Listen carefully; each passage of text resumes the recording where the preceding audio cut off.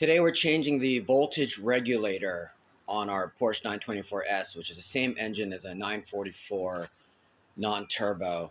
And the voltage regulator is on the side of the alternator, which is under here. So we're gonna get this out of the way so we can get at this from above. But of course, since we're working anywhere near the alternator, the first thing we do for safety is we disconnect the terminals on the battery. To get the airbox out of the way, we'll just undo a couple of connections. First of all, there are these two 10mm bolts that we're connecting these together right here to this bracket. You have this hose that you need to disconnect. You have this hose to the airflow meter.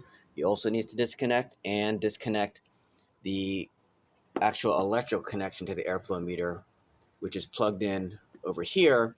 And you can see from here, it's just a wire clip that runs around it. You can pick at the edge of both sides with a little pick or a little screwdriver, and you just pop that little metal bracket around, and you can just pull this right off.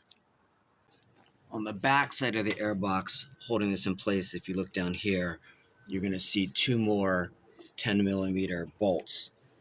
And you just undo those two bolts right here, and then you'll be able to pull this out. The airbox is completely out of the car now. We have a great view of the alternator right here.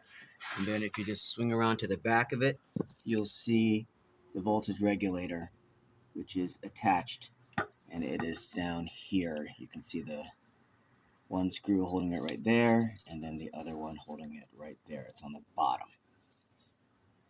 Just giving you a better look at that voltage regulator as I'm taking it out. And I want to point out that those are T20 torx heads on those two screws. Once those two screws are removed, it's very simple just to pull out the old regulator, and then we'll just replace it with a new one. As we put the new regulator in, I just want to point out, you're not going to be able to put it just like straight in this way because these contacts are kind of like spring loaded. So you kind of got to like work it in almost like you're like scooping it up this way and then press it in. All right, our new regulator is in. All we're going to do is just put the airbox back in, reattach everything, and then reattach the battery, and we're all set.